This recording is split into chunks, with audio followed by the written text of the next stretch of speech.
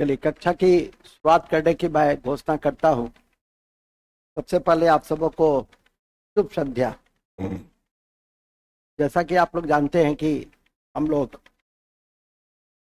Biology की कक्षा में है पहले हाफ में, और फिर इसी कड़ी में हम लोग मॉडर्न हिस्ट्री को देखेंगे। बायोलॉजी के कक्षा की कड़ी में हमारे द्वारा पिछले दिन क्लासिफिकेशन की चर्चा की जा रही है, जिसके अध्ययन को हम टैक्सोनॉमी के नाम से जानते हैं। और इस क्लासिफिकेशन की कड़ी में हमारे द्वारा जिस बिंदु पे बल दिया गया था वो था प्लांट का क्लासिफिकेशन, और दूसरा था एनिमल का क्लासिफिकेशन। एनिमल के क्लासिफिकेशन के कड़ी में हमने आपको इन्वर्टेब्रेट का क्लासिफिकेशन देखा था, विशेषकर प्रोटोजोआ से लेकर, और ठीक है, प्रोटोजोआ से लेकर हम लोग एस्केल हेलमेंथिस और प्लेटी हेलमेंथिस तक देखे थे।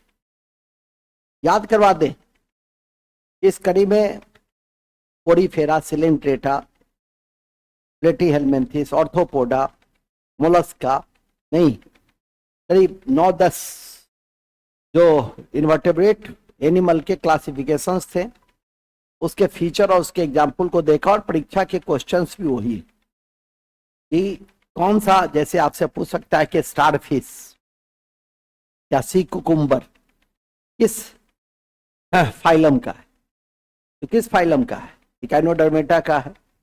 उसी तरह से आपको घोंघा के विषय में, ऑक्टोपस के विषय में, पाइला के विषय में, इस सम के विषय में पूछा जा सकता है। 4 आपको जंतु दे देगा, 4 फाइलम दे देगा, और एक जनरल विशेषता से भी युक्त क्वेश्चन पूछे जा सकते हैं। आज की हमारी कक्षा मुख्य रूप से वर्टेब्रेट से जुड़ी हुई है, और वर्टेब्रेट की कड़ी में हम लोग एक एक करके पीसेज, एम्फीबिया, रेप्टाइल्स, बर्ड्स और मैमल को देखेंगे। उसके फीचर्स के साथ साथ जो एग्जाम्पल है उसको देखने का प्रयास करेंगे। तो चूंकि पहला भाग हो गया था, और आज हम लोग वर्टेब्रेटा से अपनी बातें आरंभ करेंगे। वर्टेब्रेटा का क्लासिफिकेशन,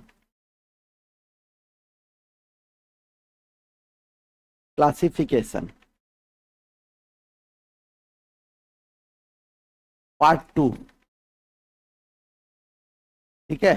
चलिए देखेंगे क्लासिफिकेशन की कड़ी में। क्लासिफिकेशन की कड़ी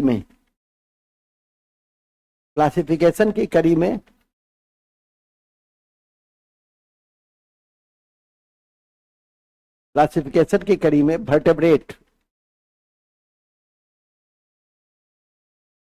वर्टेब्रेट आगे बैठ के इसको ठीक कर दो तो चीजा। नीरज जी,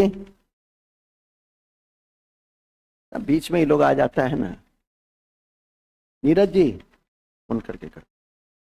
वर्टेब्रेट की कड़ी में पीसेज,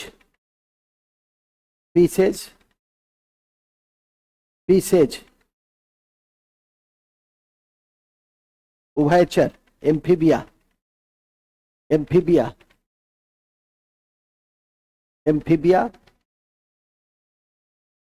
अरे बीच में आप लोग मत आया कीजिए। कितना बार कहा गया कि समय पे आइए, उसे कक्षा डिस्टर्ब हो जाती है।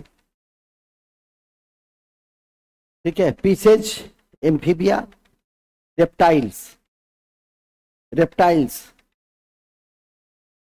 पक्षी, बर्ड्स, और मेमल आता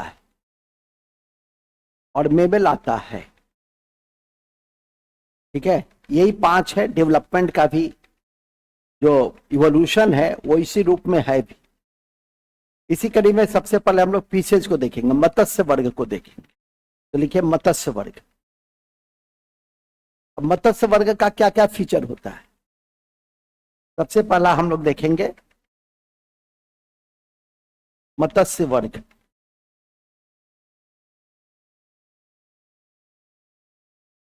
इस मत्स्य वर्ग का क्या फीचर होता है? पहला फीचर होता है कि सल्क पाया जाता है। क्या पाया जाता है? सल्क, स्केल, सल्क पाया जाता है। ठीक है, स्केल पाए जाते हैं। दूसरा क्या है कि 2 चैम्बर का हृदय होता है। दूसरा महत्वपूर्ण फीचर है 2 चैम्बर का हार्ट होता है। और 13 चैम्बर का हार्ट किस में होता है? कॉकरोच में। ठीक है, ध्यान रखा कीजिएगा। इसके बाद है श्वसन, रेस्पिरेशन गिल से होता है। रेस्पिरेशन गिल से होता है। रेस्पिरेशन गिल से होता है। ठीक है, रेस्पिरेशन किससे होता है? ग्रीन से होता है। देखो उस दिन बताए थे आप लोग को कि जिसका जैसे ग्रीन ग्लैंड से किसका एक्सक्रीशन होता है, बताए थे? बताओ। अब माल्फिगियन ट्यूब्यूल से कॉकरोच का, माल्फिगियन ट्यूब्यूल से कॉकरोच का, ध्यान रखना। ठीक है कि नहीं? तो ये छोटे छोटे उसी तरह से आपके गिल्स का रेस्पिरेशन किससे होता है? गिल का रेस्पिरेशन पीसेज है। नेक्स्ट इसका लिखेगा ओविपेरस है। फीचर में ओविपेरस है, ओविपेरस है और स्ट्रीमलाइन में शरीर है। इसी कारण वो तैरता भी है। ओविपेरस है एवं स्ट्रीमलाइन में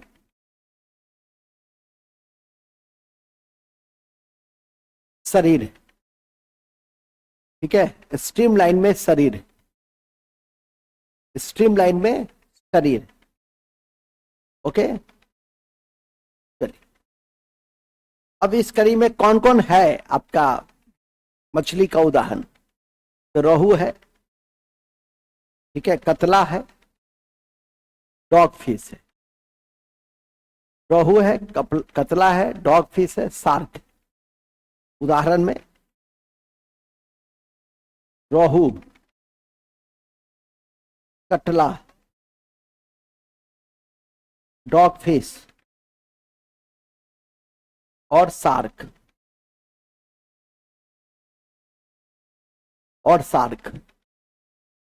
ठीक है। तो ये आपका है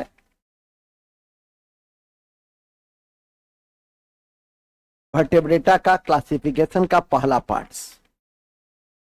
और पीसेज में सल्क होता है, ऊपर में छिलका जिसको कहते हैं हम लोग, उसको पहले हटाते हैं तभी खाने योग्य भी होता है। 2 चैम्बर का हृदय है, रेस्पिरेशन गिल से है, ओविपेरस अंडा देता है, स्ट्रीमलाइन में शरीर है।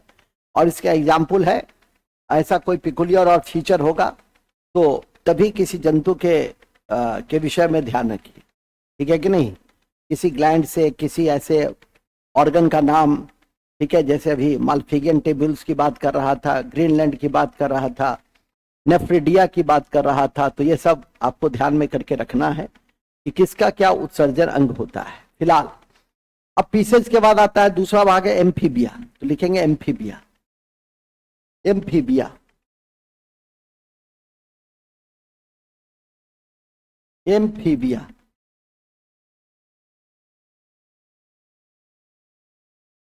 उभयचर। नाम से यह स्पष्ट है, उभयचर। नाम से क्या स्पष्ट है? उभयचर।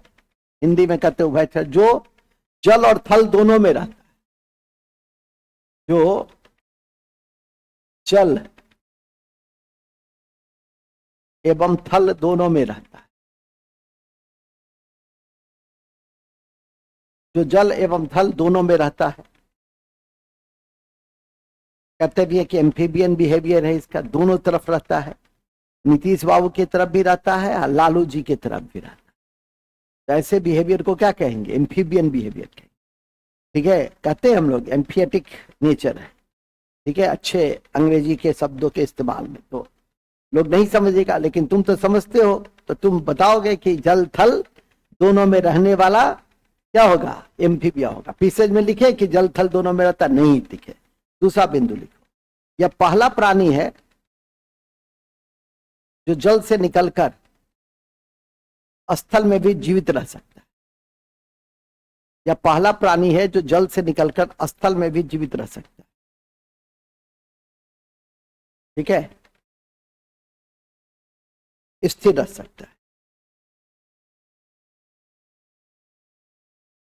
चलिए, इसका दूसरा फीचर है कि इसका जो हृदय है वो 3 चैम्बर्ड होता है, 3 कक्षीय होता है। हृदय इसका 3 कक्षीय होता है। का जो हृदय है वो कितना कक्षीय होता है, 3 कक्षीय होता है। इसके बाद ठीक है, इसका हृदय 3 कक्षीय होता है। उसके बाद कोल्ड ब्लडेड है। कोल्ड ब्लडेड का क्या मतलब होता है, कोल्ड ब्लडेड का मतलब अत्यधिक ठंड और गर्मी में यह निष्क्रिय हो जाता है। यह अत्यधिक ठंड या गर्मी की स्थिति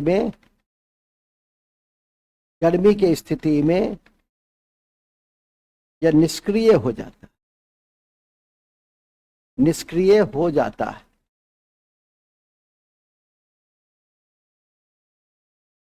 यह अत्यधिक ठंड और गर्मी की स्थिति में निष्क्रिय हो जाता है।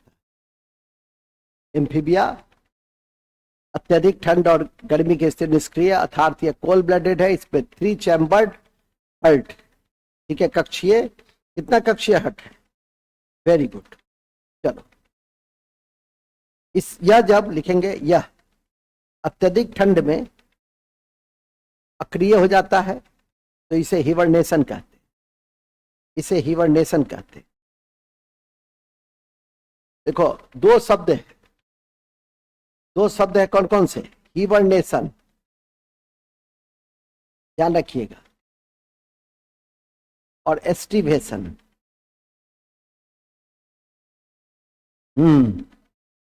ये अत्यधिक ठंड में पृथ्वी के नीचे चला जाता है। अत्यधिक ठंड में जो नीचे चला जाए, इनएक्टिव हो जाए, और ये अत्यधिक गर्मी में। तो ये दोनों शब्द को याद रखिएगा, हिबरनेशन और एस्टिवेशन।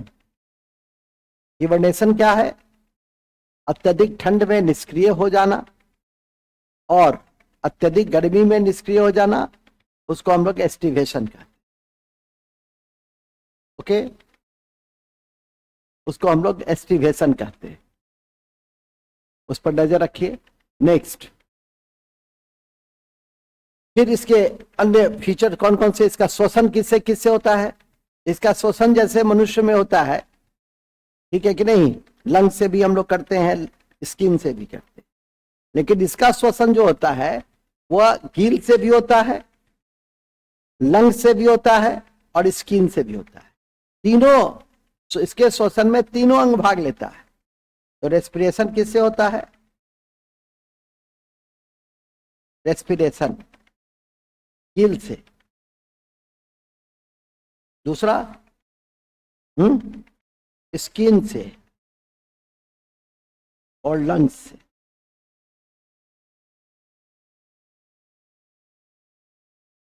इस दोनों तीनों से इसकी श्वसन होती है।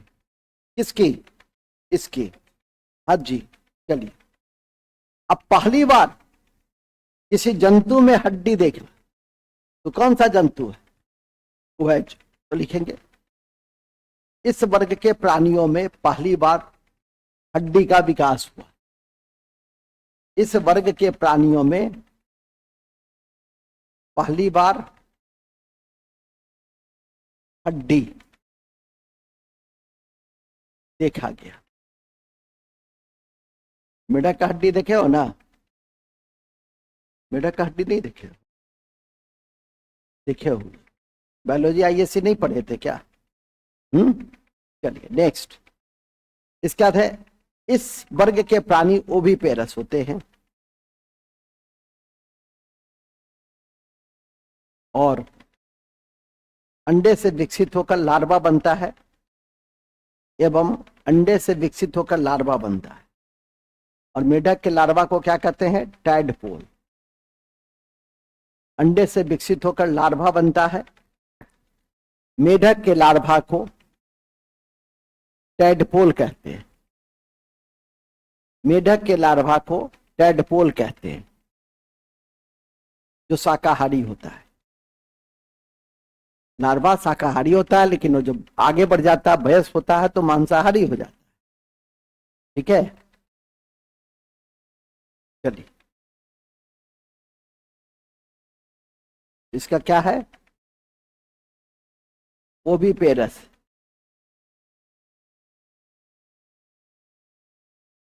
ओविपेरस में क्या है भाई? अंडा, लार्वा, अंडा, लार्वा। और लार्वा कैसा होगा? ये, हाँ, ये लार्वा होगा शाकाहारी। अब वयस्क होगा इसका मांसाहारी। एग्जाम्पल जैसे फ्रॉग। क्या एग्जाम्पल क्या है? फ्रॉग, टेडपोल, टोड, पहले टोड लिखो, सालामेंडर लिखो, सालामेंडर। और ये सालामेंडर जो है उसको हम लोग फ्लाइंग फ्रॉग भी कहते हैं। उसको हम लोग फ्लाइंग फ्रॉग भी कहते हैं। उसको हम लोग फ्लाइंग फ्रॉग के नाम से भी जानते हैं। पहली बार हड्डी देखा गया, ओविपेरस है। फ्रॉग और टोड और सालामेंडर इसके उदाहरण हैं। सालामेंडर को फ्लाइंग फ्रॉग के नाम से जानते हैं। सालामेंडर को फ्लाइंग फ्रॉग के नाम से जानते हैं। बस, तो एम्फीबिया में इतना याद रह जाए, ठीक है, तो मैं समझता हूं कि कठिनाई में नहीं रहिएगा। तो दो चीज हो गया, पीसेज हो गया, एम्फीबिया हो गया। फिर क्या आता है? रेप्टाइल। तो लिखेंगे रेप्टाइल। सरीसृप, यह टेरेस्ट्रियल है, मतलब ये लैंड एनिमल है, तो लिखेंगे यह रेप्टाइल में यह टेरेस्ट्रियल है, रेंग कर चलता है। तीसरा है रेप्टाइल, यह क्या है? यह स्थलीय, स्थलीय है और रेंग कर चलता है, रेंग कर चलता है। यह इसकी पहली फीचर है। किसका? रेप्टाइल का पहला फीचर क्या है? हज, क्रीपिंग एनिमल। यह कैसा एनिमल है? क्रीपिंग। क्यों क्रीपिंग? मतलब रेंगना, रेंग कर चलने वाला एनिमल को क्या कहेंगे? तो ब्रैकेट में लिख दो, क्रीपिंग एनिमल है। क्रीपिंग एनिमल है, ठीक है, क्रीपिंग एनिमल है।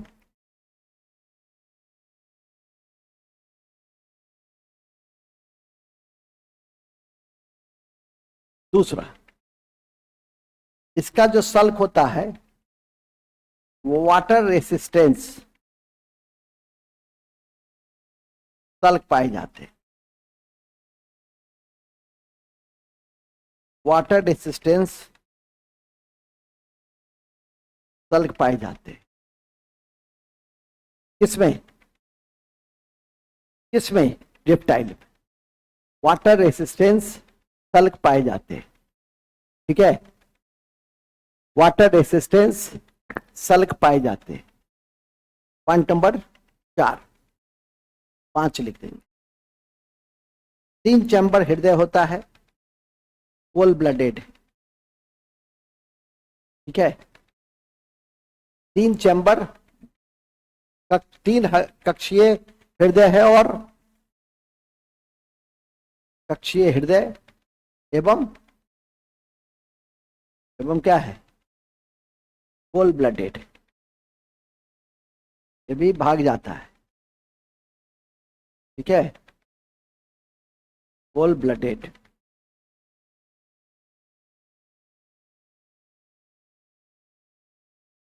गर्मी में दिखाई देता है और शीत में निष्क्रिय हो जाता है, गायब। जितनी गर्मी उतना ऊपर, ठीक है।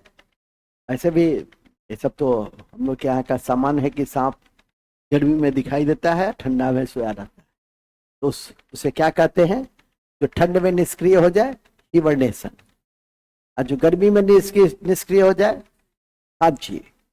आप लोग सभी समय में सक्रिय रहते हैं, निष्क्रिय नहीं रहते हैं। लोग में हिबरनेशन और एस्टिवेशन की फेज नहीं पाई जाती है। आगे चलिए, इसके बाद एक और फीचर लिख देंगे।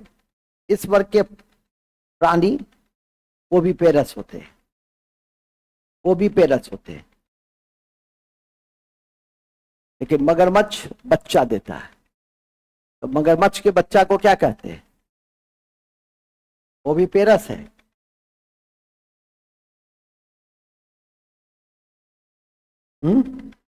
और मगरमच्छ क्या करता है? मगरमच्छ बच्चा देता है। मगरमच्छ के बच्चा को क्या कहते हैं? हेबलिंग। हेबलिंग। मगरमच्छ के बच्चे को हेबलिंग के नाम से जानते हैं।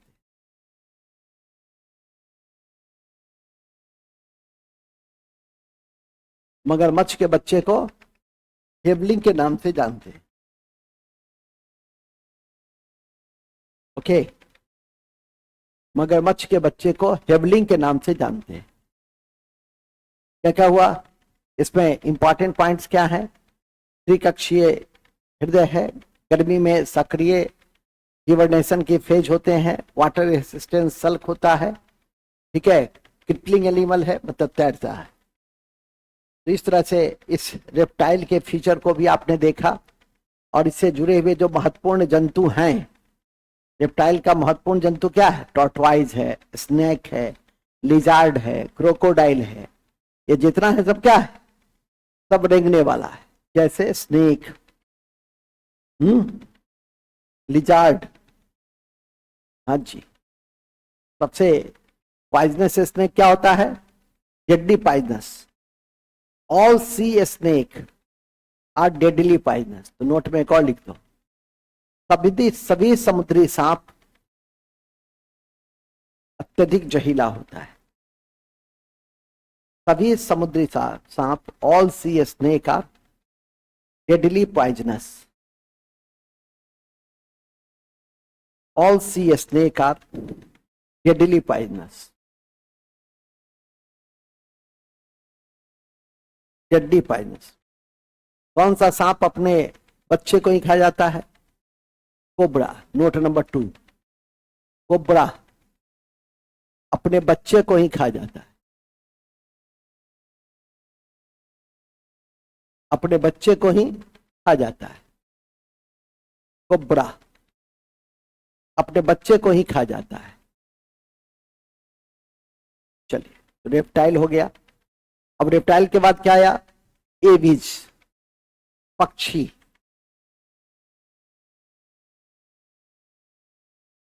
अब आया पक्षी। पक्षी के अध्ययन को ऑर्निथोलॉजी कहते हैं।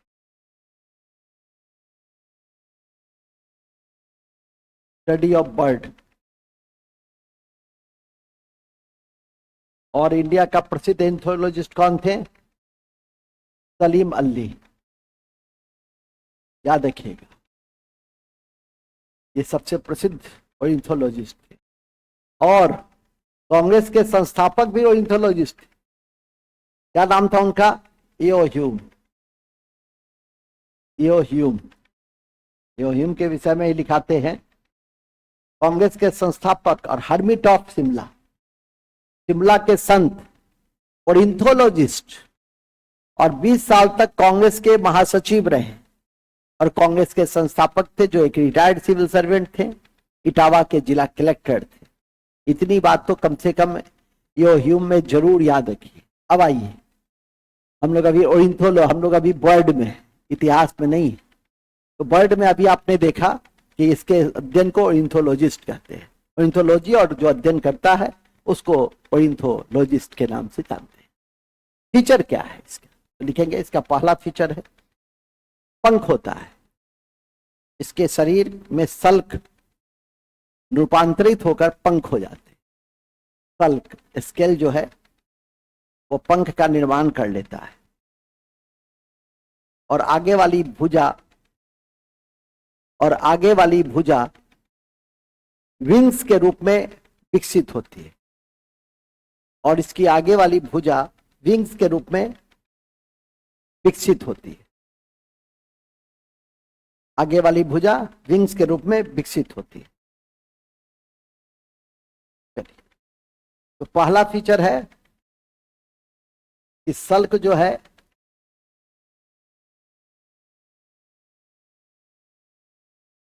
रूपांतरित होकर क्या बन गया, पंख।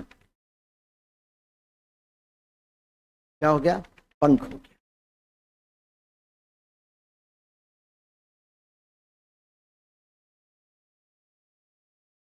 ठीक है, पंख हो गया, ये पहली फीचर है।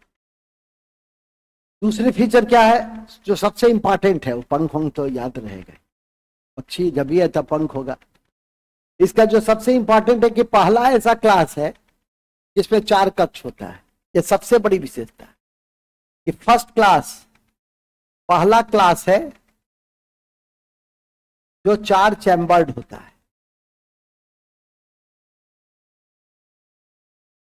ठीक है, तो लिखेंगे पहला क्लास जो 4 चैम्बर्ड, 4 कक्षीय होता है। पहला क्लास जो 4 कक्षीय है और वार्म ब्लडेड है। वार्म ब्लडेड है अर्थात शरीर का तापमान नियत, वार्म ब्लडेड है। वार्म ब्लडेड है,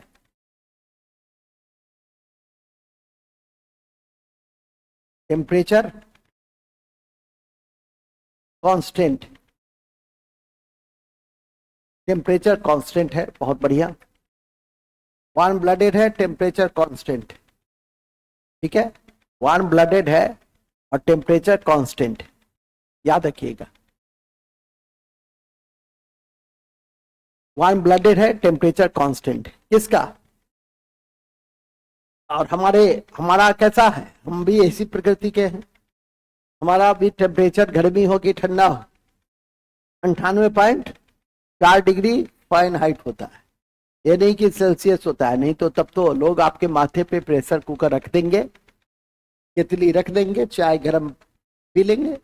नहीं, यदि मानव का शरीर 98.4 डिग्री सेल्सियस होता तो एलपीजी का झंझट ही नहीं होता। हम लोग फ्यूचर फ्यूल हाइड्रोजन का इंतजार ही नहीं करते, सब लोग अपने अपने माथा पे रखते हैं, बस तैयार, मूल बिंदु पे आ जाइए। इसके अलावा क्या है, एडेप्टेशन। 2 में एडेप्टेशन सबसे तेज होता है। एक होता है फ्लाई, इसमें पक्षी में, और दूसरा मनुष्य में। मनुष्य ठंडा, अब जैसे धीरे धीरे ठंडा आ रहा है तो आपका बॉडी क्या होता है, एडजस्ट करता रहता है। ठीक है कि नहीं, फिर गर्मी आ गया तो फिर एडजस्ट हो जाता है। तो एडेप्टेशन बहुत अच्छा है। एडेप्टेशन, एडेप्टेशन का हिंदी होता है अनुकूलनशीलता। अनुकूलनशीलता पाई जाती है, अनुकूलनशीलता पाई जाती है।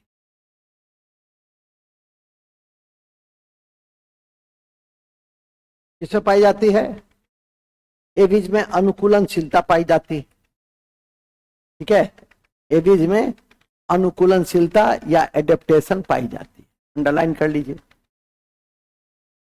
ओके, इसके शरीर में खोखली हड्डी होती है, न्यूमेटिक बोन होता है।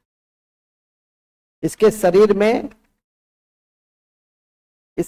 में खोखली हड्डी होती है, खोखली हड्डी होती है, मतलब न्यूमेटिक बोन होता है।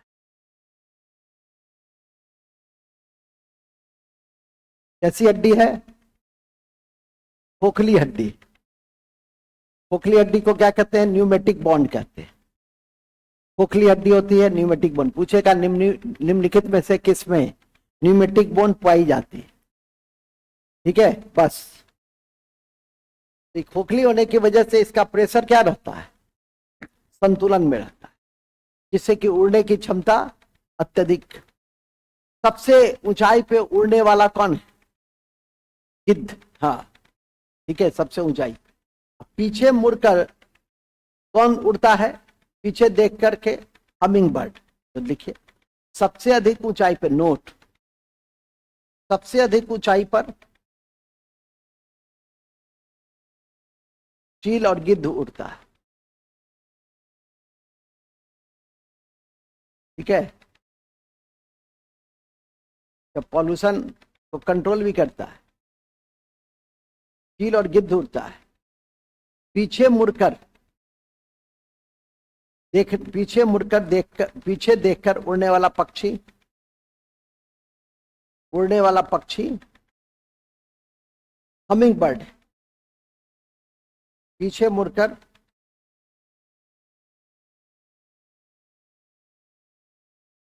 पीछे मुड़कर उड़ने वाला पक्षी कौन है? Humming bird.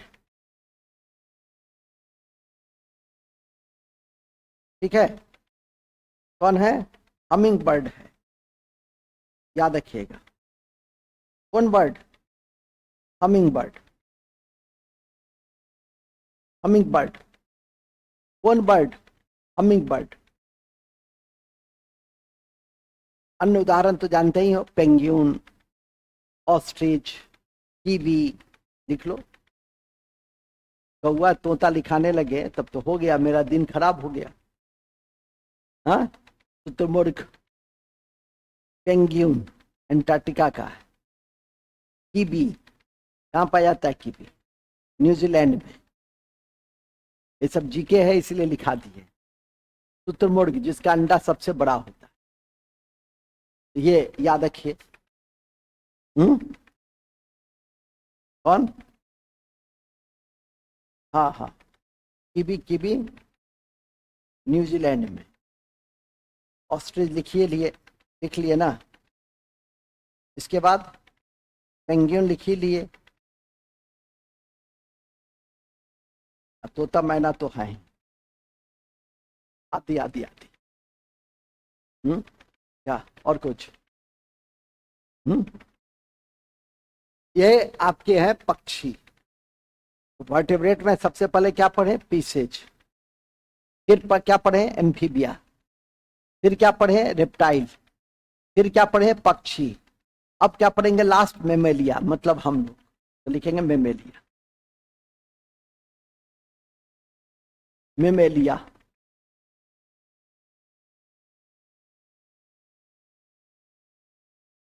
मेमेलिया, बहुत बढ़िया। मेमेलिया क्या क्या होता है?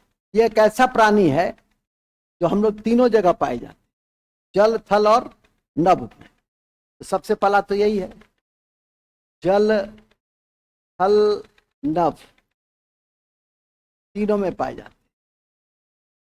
और हम लोग का जो श्वसन है वो लंग्स, ऐसा नहीं कि गिल और स्किन। पूरा तो हम लोग फीचर जो पढ़ रहे हैं, डाइजेस्टिव सिस्टम, सर्कुलेटरी सिस्टम, सब तो इसी का पढ़ रहे हैं। ठीक है कि नहीं? किडनी से एक्सक्रीशन, ये सब लिखने की क्या जरूरत है? केवल 4 चैम्बर लिख लो। 4 कक्षीय हर्ट है और वार्म ब्लडेड। 4 कक्ष होता है, वार्म ब्लडेड है, वार्म ब्लडेड। एडेप्टेशन अच्छा है, पक्षी की तरह ही। पेशन, पक्षी की तरह ही। धन्यवाद। पक्षी की तरह ही रहिएगा, पक्षी की तरह ही। ठीक है,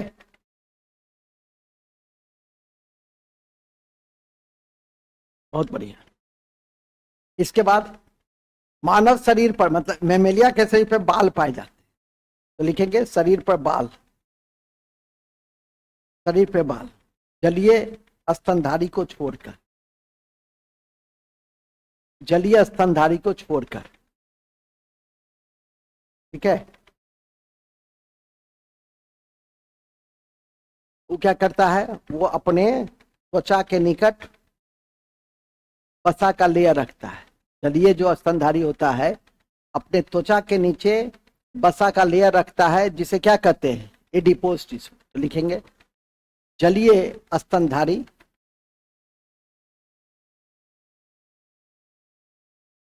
शरीर को गर्म करने के लिए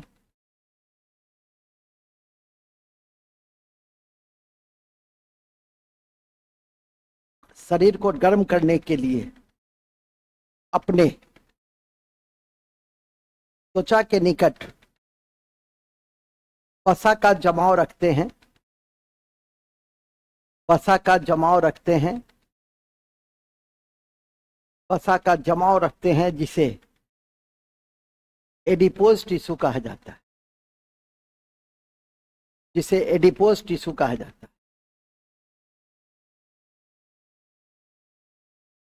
जिसे एडिपोज टिश्यू कहा जाता है। ये बहुत इंपॉर्टेंट है और ऑलरेडी पढ़े भी हैं हम लोग टिश्यू में, एडिपोज टिश्यू।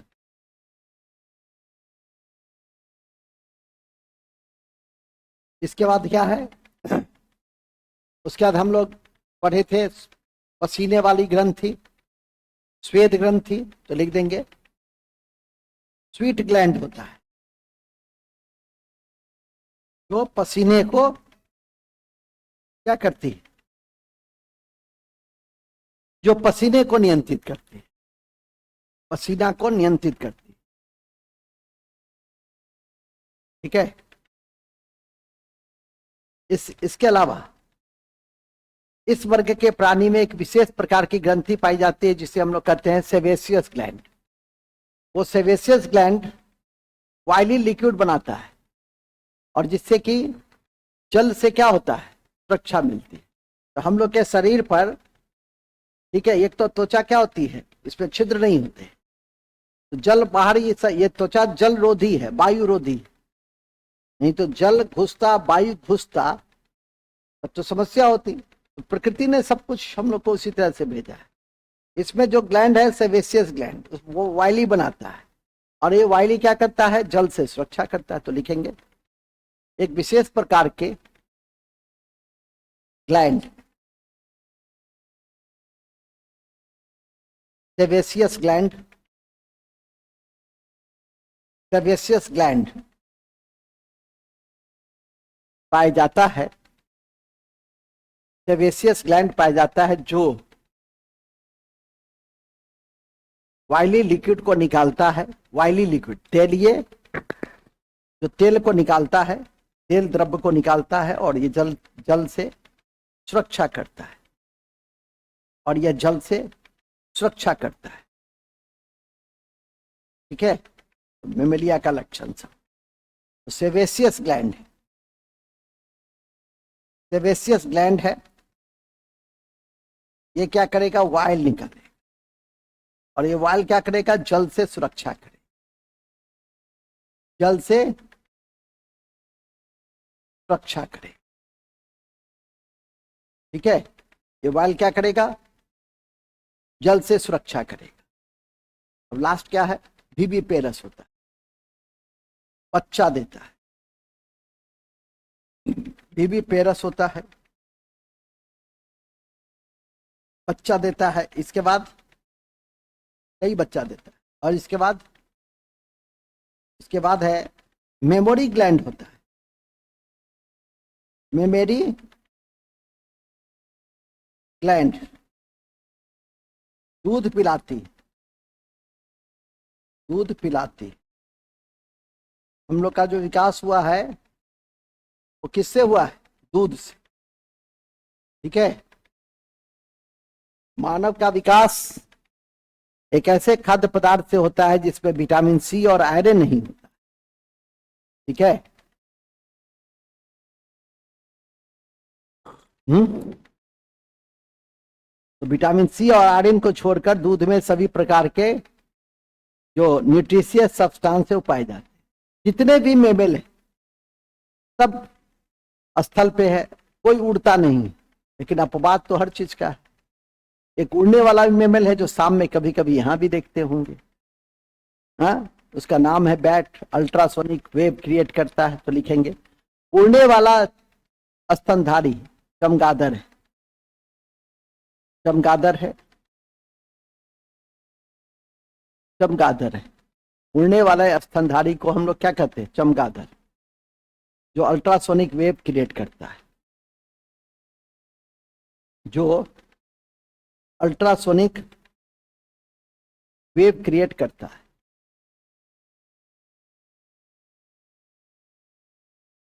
ठीक है, नेक्स्ट टिक लगा दीजिए उस पर। डॉल्फिन के समूह को पॉड कहते हैं, डॉल्फिन के समूह को पॉड कहते हैं, डॉल्फिन के समूह को पॉड कहते हैं। इसका एग्जाम्पल लिखना जरूरी है, एक एग्जाम्पल लिखना जरूरी है कि एक मेमल है जो अंडा देता है, इकिडना प्लेटिपस। तो लिखेंगे कुछ मेमल अंडा देते हैं, कुछ मेमल अंडा देते हैं,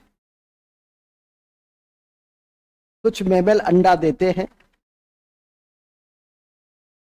कुछ मेमल अंडा देते हैं, जैसे कुछ मेमल अंडा देते हैं जैसे इकिडना और प्लेटिपस।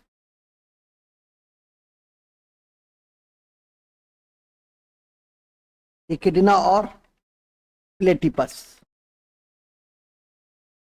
इकिडना और प्लेटिपस, खत्म। तो इन्हीं शब्दों के साथ हमारी क्लासिफिकेशन क्या हो गई, आज समाप्त हो गई। इसके एग्जाम्पल वगैरह लिखे लिए सब। डॉल्फिन के समूह को क्या कहते हैं? पॉड, पॉड याद रखिए, जो ग्रुप ऑफ डॉल्फिन। इकिडना और प्लेटिपस क्या है? ये अंडा देता है। ये क्या देता है? अंडा देने वाला मेमल है, क्योंकि सभी मेमल क्या देता है? बच्चा। ये क्या देता है? अंडा। और ये पाया जाता है कहाँ? ऐसे भी विचित्र प्राणियों का देश कौन सा है? ऑस्ट्रेलिया है। ठीक है, बस। तो इन्हीं शब्दों के साथ हमारा आज एक और सबसे महत्वपूर्ण अध्याय समाप्त हो गया। बने सिलेबस, इस कक्षा का सिलेबस, इस कक्षा का सिलेबस क्या हो गया? जो 60 दिन 60 चैप्टर का जो मैंने मेरा वादा था, उसमें एक और टैक्सोनॉमी आज आपका समाप्त। अन्य बातें तो लिखो महत्वपूर्ण बातें या बूस्टर फैक्ट, जो वो भी महत्वपूर्ण है। सबसे पहला, ये तो सबको याद हो गया होगा कि एंटीबायोटिक जो फर्स्ट है वो पेंसिलिन है, जो फंजाई से मिलता है। अलेक्जेंडर फ्लेमिंग ने तैयार किया, भूलने की जरूरत नहीं है, बीपीएससी 4-5 बार पूछा हुआ है। हाँ हाँ, 27 लेके 1929 है। ठीक है, अब कोई बाबर का पानीपत का लड़ाई और घाघरा का युद्ध नहीं है जिसका डेट एकदम एक्यूरेट होना चाहिए। आप समझे? चलो नेक्स्ट, सबसे पहले लिखेंगे पहला, अति महत्वपूर्ण है कि शरीर में प्रवेश कराने से, शरीर में प्रवेश कराने से क्या? रोगाणु के कण, जिसको वैक्सीन कहते हैं, शरीर में प्रवेश कराने से डब्ल्यूबीसी की कोशिका, डब्ल्यूबीसी की कोशिका लिम्फोसाइट एंटीबॉडी का निर्माण करता है। लिम्फोसाइट एंटीबॉडी का निर्माण करता है, एंटीबॉडी का निर्माण करता है। किसका निर्माण करता है? एंटीबॉडी का। ध्यान रखिएगा, एंटीबॉडी का निर्माण करता है, जो बीमारी से बचाता है। एंटीवेनम, एंटीवेनम क्या होता है? सांप के विष के प्रभाव को कम करने के लिए एंटीवेनम इंजेक्शन दिए जाते हैं, ठीक है। और यह एंटीवेनम विष किससे बनता है? यार यह एंटीवेनम विष नाम से ही स्पष्ट है, सांप के विष से ही बनता है। तो लिखो, एंटीवेनम सांप के विष से बनाया जाता है, सांप के विष से बनाया जाता है। और सांप के विष से बनाया जाता है और उसके विष के प्रभाव को कम करने के लिए दिए जाते हैं, उसके विष के प्रभाव को कम करने के लिए दिए जाते हैं।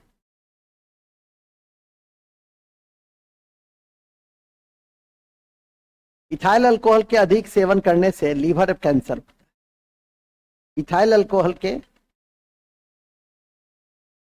इथाइल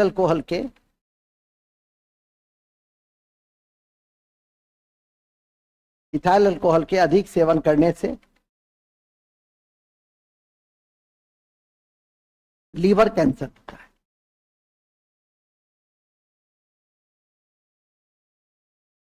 ठीक है। Green manure, green manure, green manure, green manure jatropha के पत्ती में सर्वाधिक नाइट्रोजन के कारण उपयोग। ग्रीन मैन्योर में जेट्रोपा के पत्ती में सर्वाधिक नाइट्रोजन होने के कारण उपयोग में लाई जाती है। ग्रीन मैन्योर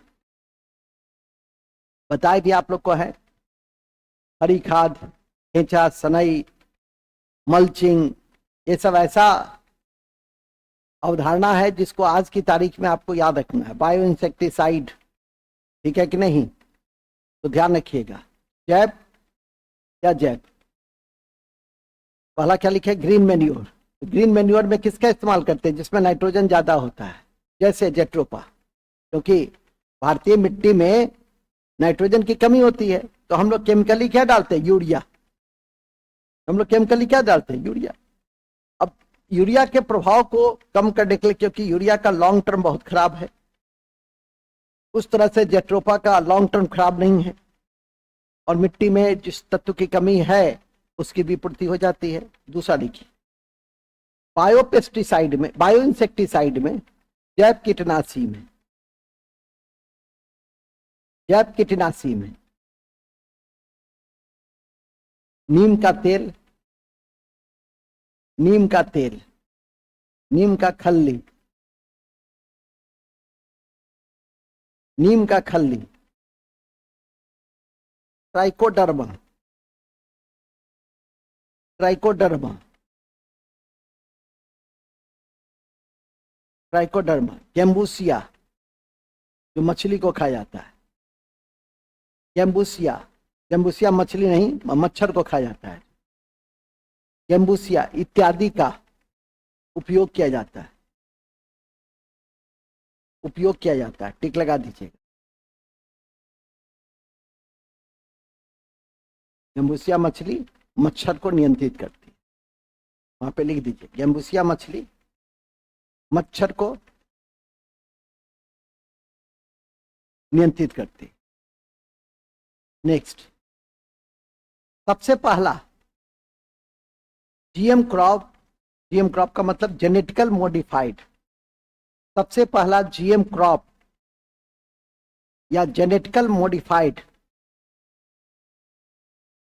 जीएम क्रॉप या genetical modified, genetical modified crop टमाटर, टमाटर, टमाटर। जीएम क्रॉप क्या है? जीएम क्रॉप हुआ जेनेटिकल मॉडिफाइड, मतलब मनचाहा गुण उसमें डाल दीजिए बाहर। किसी भी क्रॉप में जो मनचाहा गुण डाल दिए वो क्या हो गया? Genetical modified. BT cotton, BT बैगन नहीं, वो सब क्या है? वो सब जीएम क्रॉप है। तो सबसे पहला जीएम क्रॉप कौन सा है? सबसे पहला जीएम क्रॉप है टमाटर, फिर लिखेंगे इस कड़ी में बीटी कॉटन, बीटी बैगन और golden rice. Golden rice vitamin A बहुत होता है उसमें। बीटी बीटी कॉटन, बीटी बैगन और गोल्डन राइस प्रचुर मात्रा में रहता है, प्रचुर मात्रा में रहता है, प्रचुर मात्रा में रहता है। ठीक है, कौन? बीटी कॉटन, बीटी बैगन और गोल्डन राइस। गोल्डन राइस में विटामिन ए अधिक रहता है, देख लिए। चलिए नेक्स्ट, नेक्स्ट है रेशम का कीट शहतूत के पौधे या पौधे पर होते हैं। रेशम का कीट शहतूत के पौधे पे होते और उसी पर अंडा देता है, और उसी पे अंडा देता है। ठीक है, ध्यान रखें कि रेशम का निर्माण प्यूपा के स्टेज में होता है।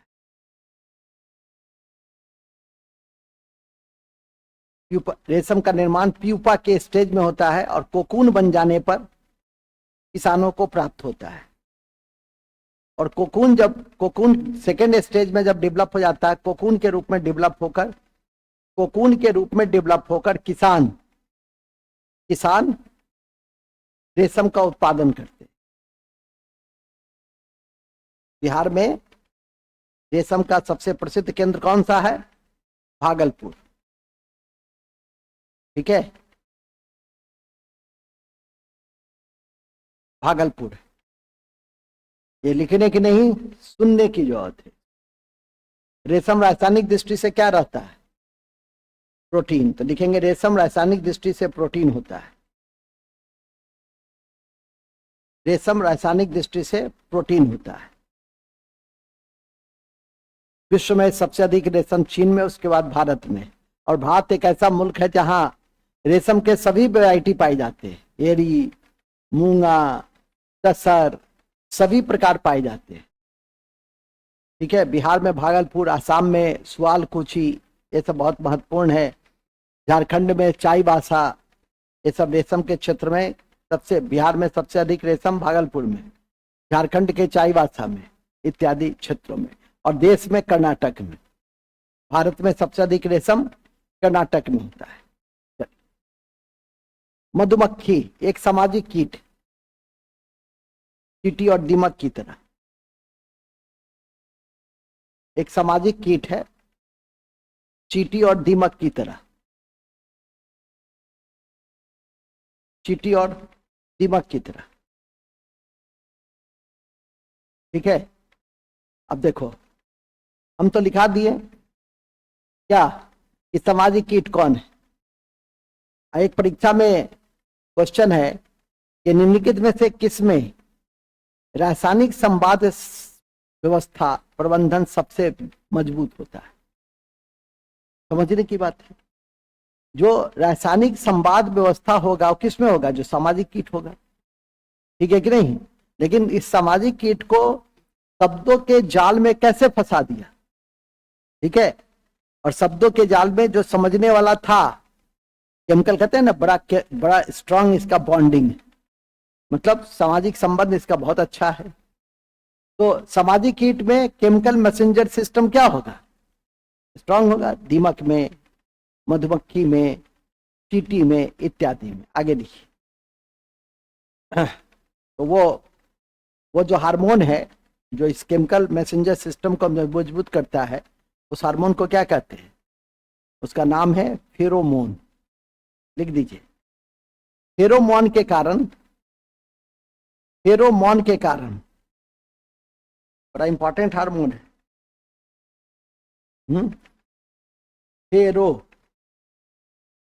फेरोमोन हार्मोन, ये केमिकल मैसेंजर सिस्टम को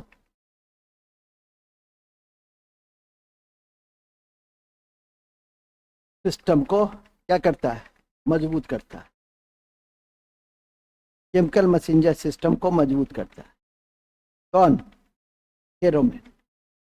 चलिए नेक्स्ट। मधुमक्खी में एक क्यून होती है जो अंडा देने का काम करती है। एक क्यून होती है, एक ही। मेल उसमें अधिक होता है। अब वर्कर नपुंसक होता है और बहुत हजारों की संख्या में। क्यून नाम ही है, क्यून का काम ही है केवल अंडा देना। ठीक है, चलिए। आप लोगों ने मधुमक्खी की भाषा होती है और उस भाषा को पढ़ने वाले एक बायो साइंटिस्ट थे, क्या नाम था उनका? कौन लिखेंगे? मधुमक्खी की भाषा को उनको नोबेल प्राइज भी मिला था। उनका नाम कौन बोलेगा? अरे हम कर रहे हैं नोबेल प्राइज मिला बोनाफिस। और जल्दी बताइए। कौन? फिश। बोनाफिस नहीं, कौन? फिश। लेकिन भगवान तो भाव के भूखे होते हैं, हम समझ गए कि आप लोग इसी को कहना चाह रहे हैं। कौन? फिश। FRISH। इन्होंने ही मधुमक्खी की भाषा डांस जो करती है उस अनुरूप में पढ़ा। ठीक है, इसको ध्यान रखना है। किन्होंने पढ़ा? कौन? फिश ने पढ़ा। कौन? फिश ने कहा मधुमक्खी में फ्रुक्टोज अधिक होता है और इसके छत्ते से मधुमक्खी में कई न्यूट्रिशियस पदार्थ भी होते हैं मध में, और फ्रुक्टोज अधिक होता है। और इसके छत्ते से प्राकृतिक मोम तैयार किए जाते हैं। इसके छत्ते से प्राकृतिक मोम तैयार किए जाते हैं। प्राकृतिक मोम तैयार किए जाते हैं। ठीक है, नेक्स्ट। मोती। मोती रासायनिक रूप से कैल्शियम कार्बोनेट होता है। मोती रासायनिक रूप से कैल्शियम कार्बोनेट होता है। मोती रासायनिक रूप से क्या होता है? कैल्शियम कार्बोनेट होता है।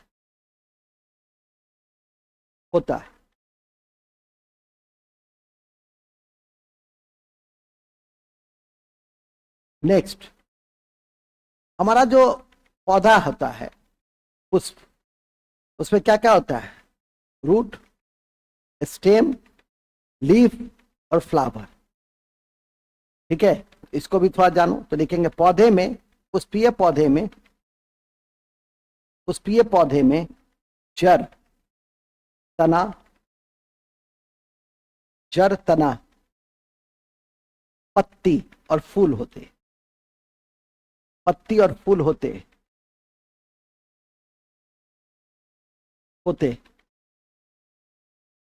इनमें जड़ पृथ्वी के भीतर होता है जो पौधे को ताकत देता है। पृथ्वी के भीतर होता है जो पौधे को ताकत देता है। यह भोजन को संग्रह करता है, का मूल काम है भोजन को संग्रह करने। भोजन को संग्रह करने का काम करता है। भोजन को संग्रह करने का काम करता है। ठीक है, अति महत्वपूर्ण है कि कुछ जड़ पौधे में बने, कुछ जड़ पौधे में बने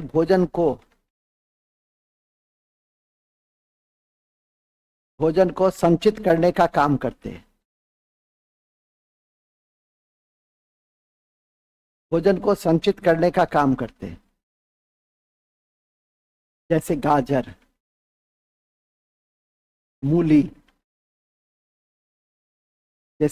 मूली, चुकंदर, सलजम, गाजर, मूली, चुकंदर, सलजम, शकरकंद, शकरकंद, शकरकंद इत्यादि, शकरकंद इत्यादि। याद रहे, एक लाइन और लिख दो, याद रहे तो कुछ जड़ तनों में विकसित होते, तनों से विकसित होते हैं, कुछ जड़ तनों से विकसित होते हैं जो वृद्धि करके जमीन को स्पर्श करता है।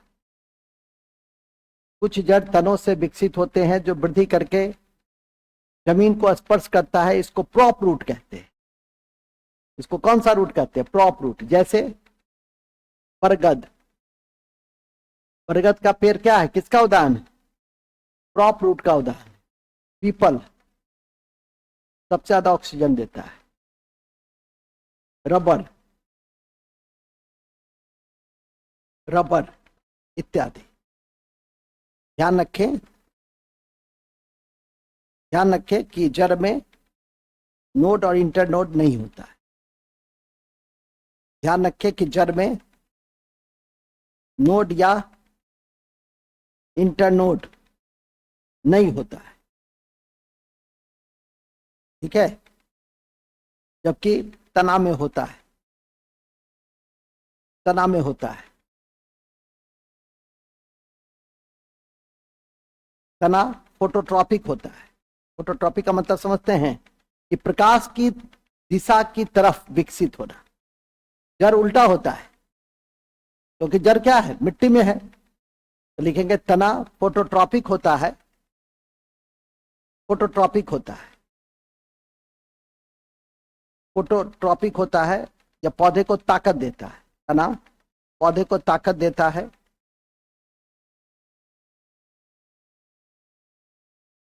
एवं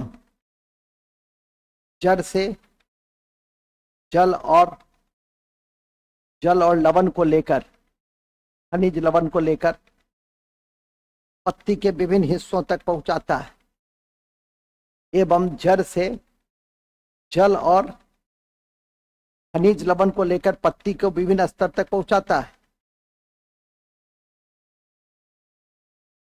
कुछ अति महत्वपूर्ण है कि कुछ तना, अति महत्वपूर्ण है कि कुछ तना पत्ती के रूप में विकसित होते, पत्ती के रूप में विकसित होते। कुछ तना पत्ती के रूप में विकसित होते, कुछ तना इसमें विकसित होते हैं पत्ती के रूप में, या ऐसे लिख दो, संचित भोजन का काम करते, संचित भोजन का काम करते।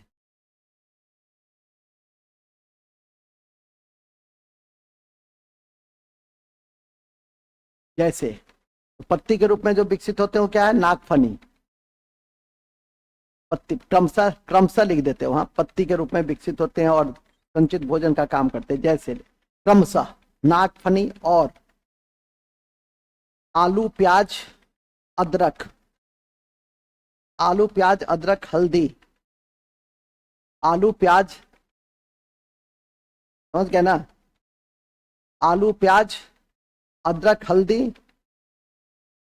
लहसुन अरबी। पत्ती के रूप में कौन विकसित रहता है, नागफनी। और ये भी ध्यान रखिए कि कुछ तना कांटों के रूप में भी रहता है, जैसे बबूल, लिखेंगे कुछ तना कांटों के रूप में विकसित होता है जो पौधे को सुरक्षा देता है, जैसे नींबू का पेड़, बेल का पेड़,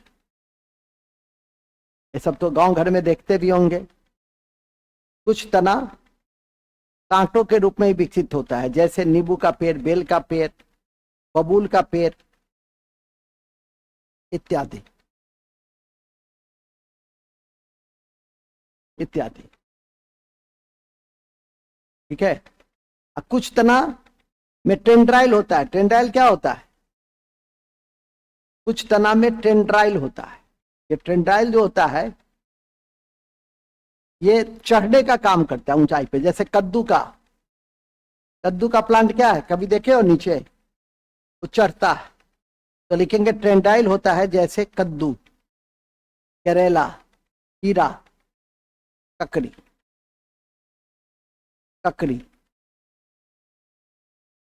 कद्दू, करेला, खीरा, ककड़ी इत्यादि। ठीक है, इत्यादि। तीसरा भाग कौन सा है, पत्ती। तीसरा भाग कौन सा है, पत्ती। तो लिखिएगा पत्ती। पत्ती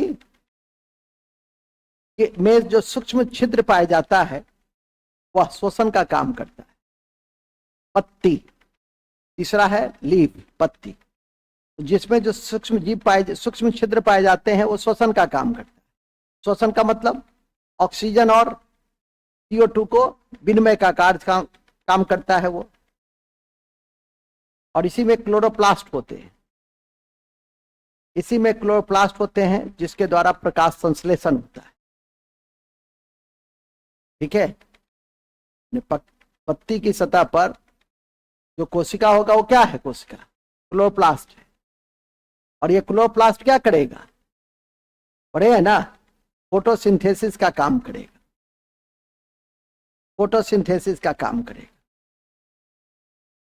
ठीक है, और आपकी जानकारी में है, यदि आपसे पूछ दे कि निम्नलिखित में से किस में ट्रांसपीरेशन की क्रिया होती है, जड़ में, तना में, पत्ती में, फूल में। पत्ती में होता है। ठीक है, तो लिख देंगे पत्ती में ट्रांसपीरेशन की क्रिया होती है। क्यों, क्योंकि सूरज की रोशनी के कारण तापमान क्या होता है, बढ़ जाता है। तो तापमान बढ़ने से वाष्प निकलता है, जो जलवाष्प वो निकलता है, उस प्रक्रिया को कहते हैं ट्रांसपीरेशन। तो पत्ती में ट्रांसपीरेशन या वाष्प उत्सर्जन की घटना होती है।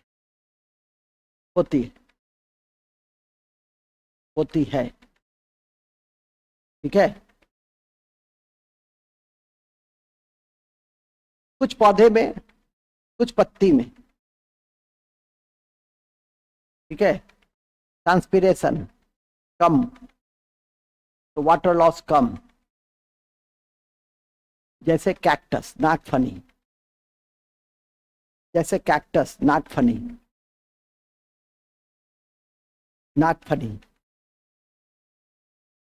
ठीक है, कुछ पत्ती क्या होता है, कीटभक्षी होता है। तो क्या करता है, पढ़े हैं सब, नाइट्रोजन लेता है, नाइट्रोजन पकड़ने वाला कीड़ा है, क्योंकि नाइट्रोजन की कमी को दूर करता है। सब लिखे हुए।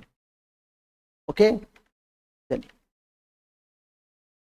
तो इन्हीं उसमें जलीय कीट कल लिखाए थे। कौन कौन सा जलीय कीट है, यूट्रिकुलेरिया और ड्रोजेरा।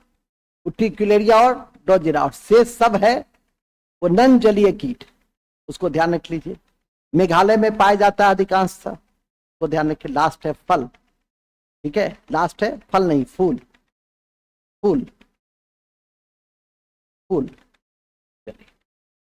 फूल और फल को हम लोग अगले दिन देख लेंगे, 1-2 कक्षा और देंगे। बायोलॉजी समाप्ति की ओर है। ठीक है, और बायोलॉजी में जितना मैंने कहा था उससे कहीं अधिक देखा है। हालांकि 1-2 सिस्टम भी देख देंगे। एंडोक्राइन देख लिए है ना, एंडोक्राइन देख लिए हैं, आपका इधर सर्कुलेटरी और डाइजेस्टिव देख लिए हैं।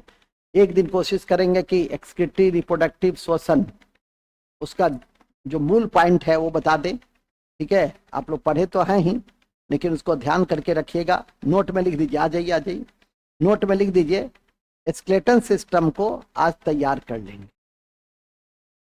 होम टास्क, स्केलेटन सिस्टम को आज तैयार कर लेंगे, होम टास्क। चलिए,